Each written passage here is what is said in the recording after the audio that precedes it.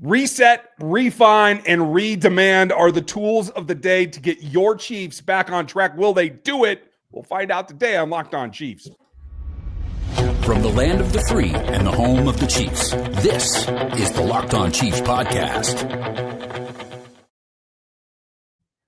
Welcome in, Chiefs Kingdom. We appreciate you being here and making us your first listen today on Locked On Chiefs, your daily podcast for the Kansas City Chiefs here on the Locked On Podcast Network, the #1 sports network anywhere right now. We're very proud of that. We appreciate you. We couldn't do it without you, and you everydayers are the core reason because you're here every day, all the time on every platform, and we very much appreciate you. You guys can be one of them by just subscribing. It's very, very easy to become part of that exclusive club. So check out another show with your next listen. We would appreciate that as well from the network. I'm Ryan Tracy, the founder of Rogue Analytics and Performance Consulting, where we run down the draft and everything that goes into creating these teams. We do team building in NFL 33, and we run down the Chiefs at RGR Football. Chris Clark is my partner. We've been doing this together 9 years, running on 15 each total. He's over at KC Chiefs Corner. And our guest of the week, as we always have on Wednesdays, our man on the ground, Matt Derrick, the editor-in-chief of ChiefsDigest.com, Chiefs Digest here on the YouTube platform, as well as 41 is the mic from KSHB. We appreciate you, Matt. You are the sensical one of all of us. So I'm just going to start being nonsensical because I get more frustrated by subpar performance or subpar effort than I do by losses. If a team's better than you on any given Sunday, I appreciate that. Fine. You couldn't do it. What I don't like is when you come in unprepared for one reason or another. And I am starting to really be concerned whether the overall vibe around this team is, are they really aware of just how far out on a limb that they are? They're so used to pulling themselves back from oblivion when they have to. I worry that they don't really appreciate just how close they are to not going to the postseason. Do you think I'm nuts? I don't think you're nuts.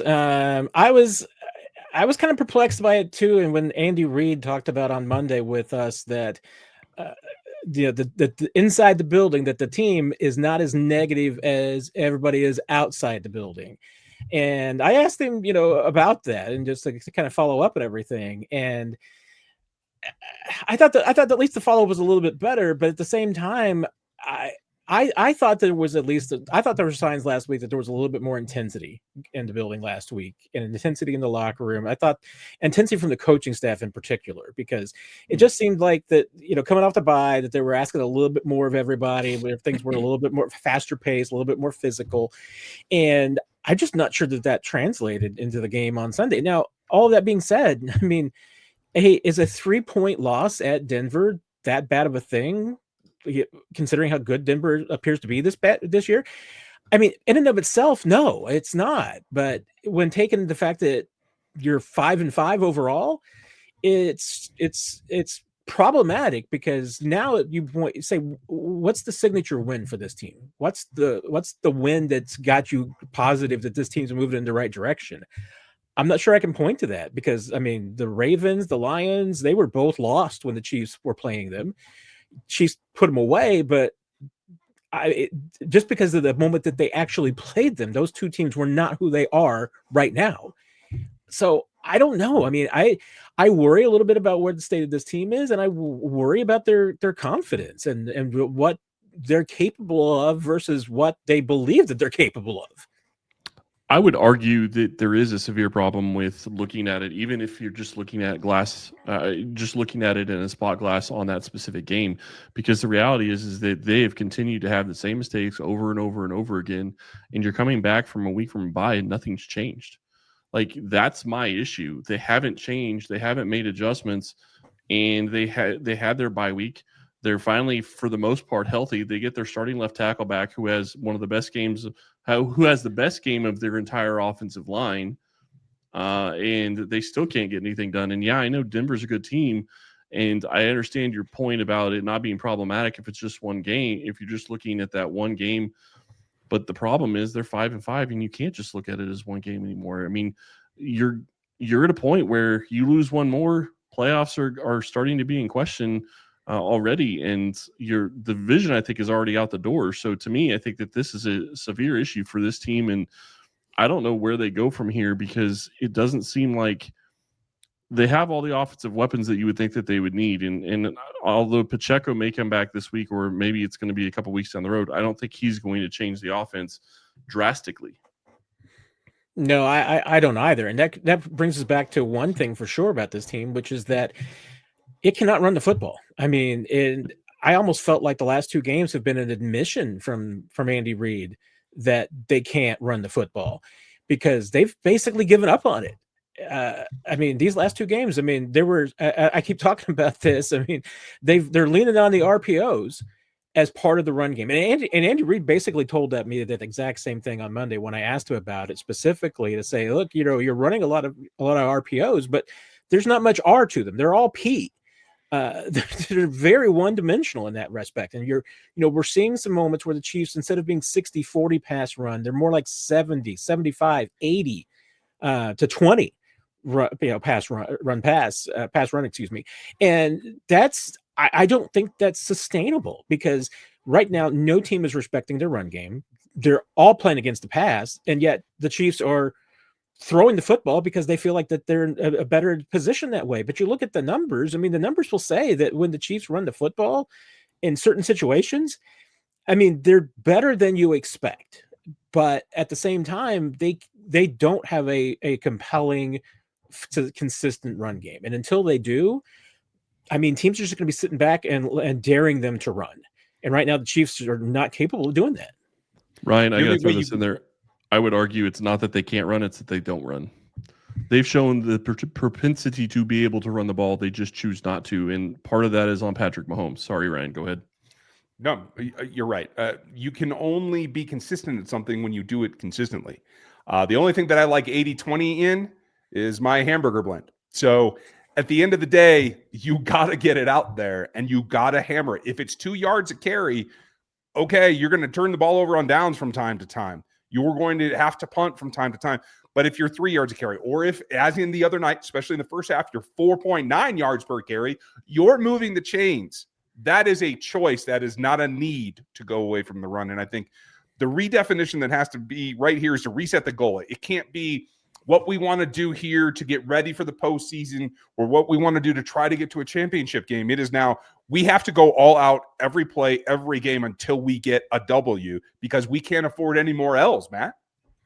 Yeah, and when you talk about resetting goals, I think that's a good thing, because I think that the Chiefs have to kind of go back to that in a couple of different areas. And one, go to back on Sunday.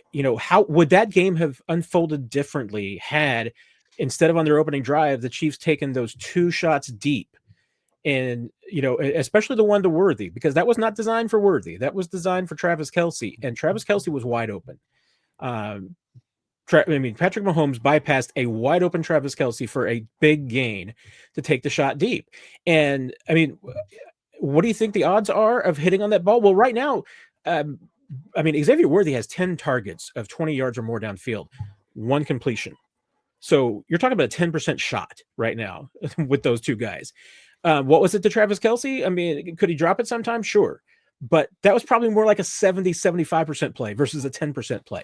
And when you're trying to, do what the Chiefs are doing, want to do right now, which is that they want fast starts. They want to be sustained drives. Taking a deep shot that's a 10% play is not a sustained play. That's not sustainable. But if they throw it to Kelce there, they get out to midfield, they're in Broncos territory. Does that opening drive unfold differently? But one play, that one throw to Kelce, if they had taken that, I mean, most often that's going to at least set you up for 3 points, maybe more. I mean, 10% of the time, that Worthy throw is going to get you 7. I get it. But 70% versus 10% on the first drive of the game, that's where I think if you're the Chiefs, you have to say that the number one priority, especially at the beginning of the game, into the first half, beginning of the second half, is that you need a sustained drive. You need to get points. And that's tantamount over everything else. And, and defensively, I think you got the same kind of goals that you have to, reestablish. But there are defensive problems too. I mean, I don't think we can just play it on all on the offense. There's defensive and special teams problems too. It's crazy to me that we're talking about this situation where Patrick Mahomes takes a deep shot, which we've been wanting to see more of, and it's the wrong decision. And I'm not disagreeing with you, man. I agree. It should have been. I went back and watched that play. It should have been a ball to Kelce. It's more than likely. I would say it's even probably closer to an 85 to 90% chance, based on the chemistry between those two and the fact that Kelce is going to be catching that ball. I don't think he's going to drop it. So to me, that makes a ton of sense. But it's crazy because we're wanting to take a deep shot away. But you're right, he hasn't hit him. We have a lot more to talk about today on Locked On Chiefs, and we're going to be talking about refining the coach's plan right after this. Today's show is brought to you by our friends over there at Peloton. Look, folks, it's time to break through the busiest time of the year with a brand new Peloton cross-training Tread Plus that's powered by Peloton IQ. It's Peloton's most elevated technology and equipment yet that gives you real-time guidance, and it gives you endless ways to move, whether you want to work out by yourself or if you want to work out with your favorite instructor, like my personal favorite, Alex Toussaint. He always gets me fired up to tackle the day. And the thing I like about Peloton, it helps me achieve more in less times. They have features that help you plan, stay motivated, track your progress, and Peloton IQ also provides personalized workout plans and recommendations. That's something that I use right now during the busiest time of the year covering the NFL. They plan my workouts for me based on my mood, my vibe, and also my favorite instructors. So make sure you check it out and use it, because it also helps you correct your form in real time, and it maximizes your reps. It counts your reps so that you can do it smarter, safer, and more efficient. Let yourself run, lift, flex, push, and go. Explore the new Peloton cross-training Tread Plus at onepeloton.com. Now, you can find Matt over at chiefsdigest.com, and right there you're going to find a lot of information. You're not going to find this next conversation, and that's why we're having it, because I am to the point, Matt, where I'm going to be beating this drum. I'm up on the rock now. The tribe is gathering around me, and I'm going to keep screaming this until it gets fixed. There's not necessarily a problem with the plan. It's that the plan is not enough of a plan. They have goals. They have curricula that they want to go after. They want to attack X, Y, or Z. They want to do A, B, and C. Well, in games like we've seen the last two outings, you have to get to plan F or obstacle G, and it just ain't there. I think part of the biggest problem right here is not necessarily that you are asking for things that the players can execute, or you're designing things that are too predictable. It's the fact that you're not able to roll with the punches. I don't feel the coaching staff right now is putting in a robust enough game plan for contingencies. If you get somebody that you don't expect to blitz, that all of a sudden is giving you, whether it's simulated pressure or actual pressure, you have to be able to adapt to that. Hot routes in particular, I thought was the best evidence last week that there just wasn't enough planning for what if. And I think that's the biggest lack right here. Am I putting too much on the staff at this point? No, I don't think you are. And I mean, it's the classic Mike Tyson line, right? Everybody's got a plan until they get punched in the face. Well, the Chiefs are getting punched in the face right now, and they don't seem to have a plan for what happens after that. Other teams are making adjustments, and like I said, mentioned in the last segment, I see it on both the offensive and the defensive sides. On the offensive side, the Chiefs came in with a game plan, and it was certainly, it at least seems like it was to push the ball downfield, and obviously to throw the football a lot. They set up Mahomes for that. I mean, if you're Andy Reid and you're calling RPOs, you know that Patrick is going to pull that ball and throw it 90% of the time. So that's what you're going to do. If you want to run the football, you've got to put them in places where you can run the football, which for this team, I mean, the stats will tell you that they probably need to be doing it under center or from the pistol, not from the shotgun, where they are the weakest. They've got to mix it up a little bit. I mean, Sunday's game was a great example of what Kareem Hunt's season has been in a microcosm. Really good in the first half. Seems like he struggles, is worn out in the third quarter, and has a little bit of a rebound in the fourth quarter.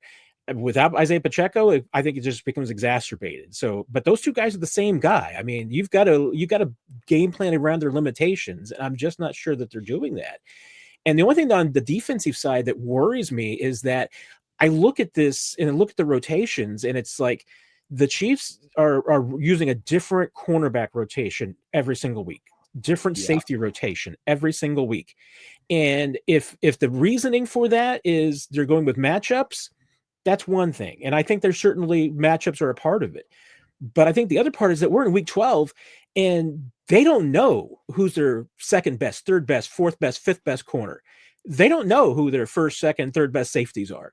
I mean, I'm pretty sure Steve Spagnuolo and Dave Merritt would probably say that Shamari Connor is their best safety. And I know Chiefs fans do not want to hear that. But that's what I think the coaches would say. And that's the disconnect here. And I think the struggle is just that.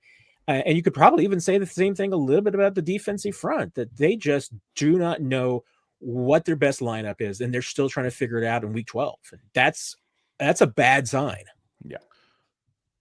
To be fair about that, and I'm not disagreeing that they have problems on the defense, they do, but they only did allow 22 points against the Broncos, and that should be enough as a defense to win a game. This offense needs to score more than 24 points a game. Patrick Mahomes is your quarterback, especially with the weapons that he has. There's no reason this offense shouldn't be scoring more.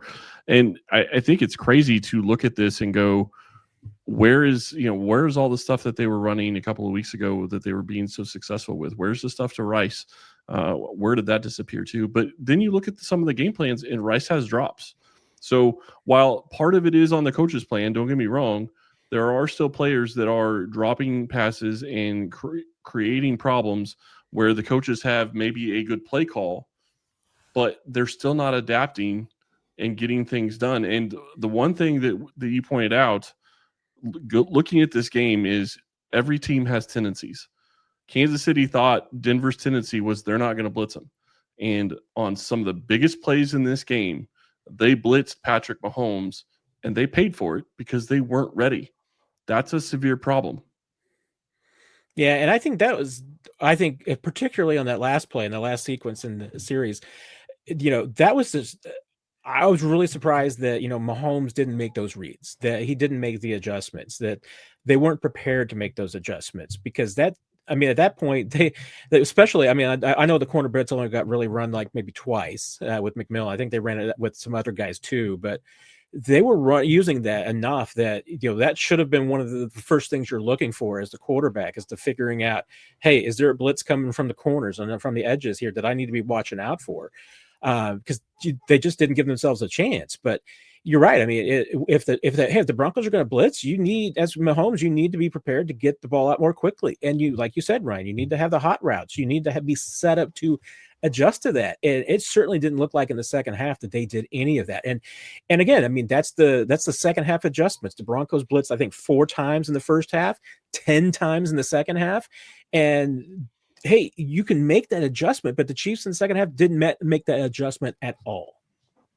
And that's what it comes down to. It's not just the execution, it's planning for the execution, but that doesn't let the players off the hook either. You also have to redemand performance of what you are asked to do. Who can and who should is next. The NBA is back, and there's no better place to get in the action than FanDuel, the official sports betting partner of the NBA. Even if you missed the start of the game and you just want to ride the hot hand, FanDuel has live bets that happen during the game. Everything for everyone who will score from the next point to the fourth quarter comeback. Plus, you can even combine them all into a same-game parlay, take an even bigger shot at a payout. Keeps everything exciting. It keeps it up to the minute, especially when your team's making that late push. So right now, FanDuel is giving new customers $300 in bonus bets when your first $5 bet wins. So go ahead to FanDuel.com and sign up. Over at FanDuel, the official sports betting partner of the NBA. A lot to go around. When a team has a 500 season, it's a coin toss. I think probably every week. But given what we've outlined about the coaching staff and being able to prepare, it also is up to the players to perform at the time. And I would argue that combination, maybe it's a lack of faith in the game plan or a lack of understanding what the coaches are going to want to go to. There's a lack of performance as well. And that's got to be a redemand right now this week as well.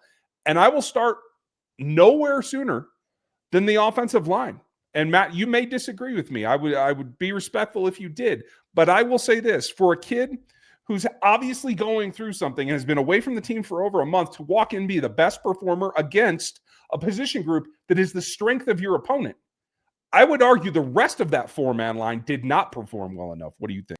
Yeah, I think it's great that you make that point, because there was a lot of acclaim on this offensive line and the coaching of this offensive line when they were protecting Mahomes better earlier in the season. And they should have, because they have better talent. But as we've seen going through the season, I think there's a couple of things that are obviously wrong. One is that, the Chiefs haven't really fixed some of the things that the Eagles exposed in the Super Bowl that other teams are going to school on. Nick on our 41 is the Mike podcast did a really good job during the offseason and after the Super Bowl of going through and showing how the Chiefs offensive line concepts and blocking concepts haven't changed. They've been doing the same things for years, and they're doing the same things now. They're not doing anything that fools anybody. A lot of their protections are the same, especially in the run game. And, they've got a power offensive line. Why aren't they taking advantage of it? They got 5 guys who can maul some people, and I think have the attitude, most of them, that they want to maul some people. Mhm. And, my dear friend, I remember Therese, Paylor talking about this probably back in 2016 or 2017, talking about Chiefs offensive line, playing patty cake sometimes. And it's the same thing this year. I mean, they're playing a finesse game when, there is no reason why you just can't go over and knock over some bodies. And I think that's what the offense probably needs, because we saw earlier this season that Mahomes was trying to wake up this team with some plays. We saw him taking on tacklers and trying to, kind of prove his toughness a little bit, trying to wake up his team. You know what? He could use some help there. And part of that would be the offensive line knocking over some bodies, because that would wake some guys up too. I will say this: the new left guard, I think, is a mauler, and Kingsley Suamati has been playing a lot better. Obviously lost during this game with an injury, but he is a guy that wants to get after it in the run game. And I do think, I agree with you, they have 5 guys that can go out there and want to attack, and they could run the ball better. But it goes back to what we talked about before. They have to stick to it. But the other part of this, and I said this in the last segment, when you start talking about performance, you have to have your playmakers show up when it matters the most. Don't get me wrong. I'm not blaming Travis Kelce for every single, missed pass that he had against Denver, but he had a couple that hit him in the hands that he should have caught. He has to make plays for his quarterback. And granted, he probably played the best out of all the receiving threats that they had, but it still wasn't a great game from him, and almost got a turnover worthy play there. Then you look at Rashee Rice, who drops a couple of balls, has one hit him in the hands that almost goes to an interception again in the red zone.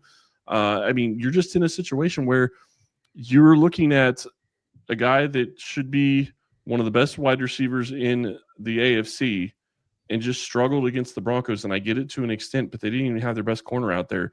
This entire offense needs to be better going forward, or they're going to be sitting at home once January rolls around.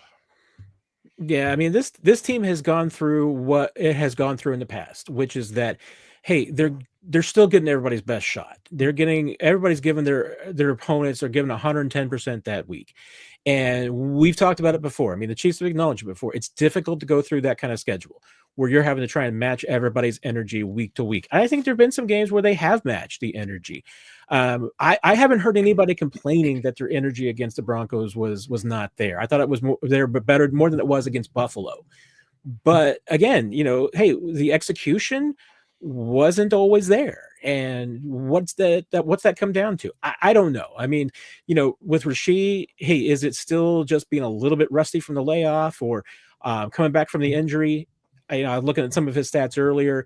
His first, before the injury, he was consistent. He averaged about 4.2 yards of separation before the injury. Right now, he's at 3.5. So, hey, he's getting closer coverage. Guys are getting closer to him. And I thought both those plays that he had, a lot of people were talking about drops. I thought the defender got their hands on the ball in both those situations. And hey, do you expect NFL receivers to still probably make both those catches, at least one of them? Yeah, because guys make catches when other guys get their hands on the ball too. So it can happen. You're still allowed to catch the football. But it seems like that, Worthy, his numbers have not been as good this year. And is that just wearing off from the shoulder and the ankle too? He's been dealing with that all season. Never been healthy. Is that why he's 1 of 10 on the deep balls? Entirely possible. But at some point, you got to set aside the excuses, because there's plenty of excuses why this team is 5-5. But if they keep coming back to the excuses, they're not going to be on the right side of things, because 10-7 is not going to probably get it done. They're behind in too many tiebreakers. And especially if they lose the wrong games. I mean, going 10-7 and you lose to Houston, probably it's the killer. I mean, that alone would probably be the one that says that if you lose to Houston, you probably got to go 11-6, because you're not going to win a tiebreaker against anybody if you go 10-7 and you lose to the Texans. Yeah, that's just not in the cards. And you have to go back to demanding a professional level of performance.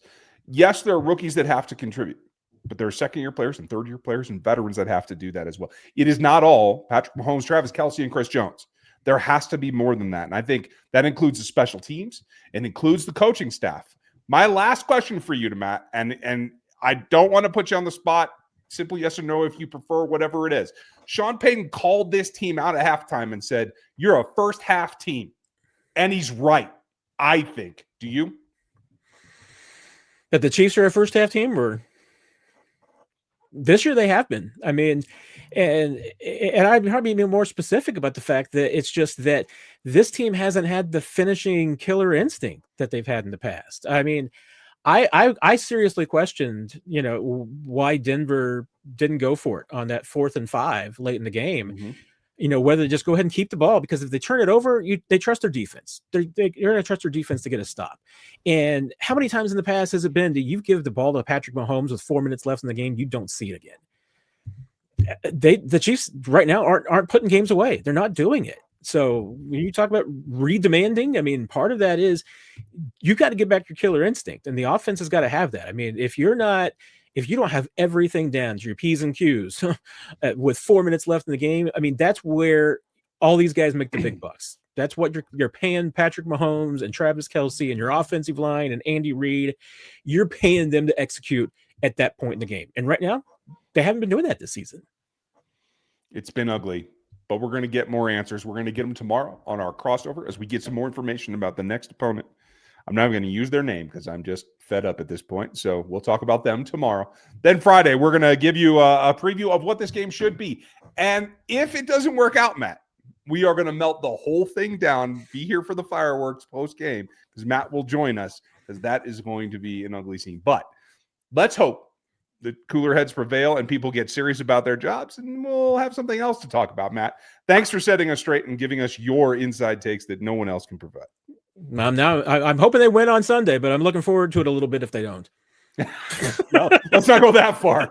That's a little much, but I hope you guys will be here as well. We're going to have a good time either way. Thanks for being with us, subscribing, and have a great day. We'll talk to you tomorrow.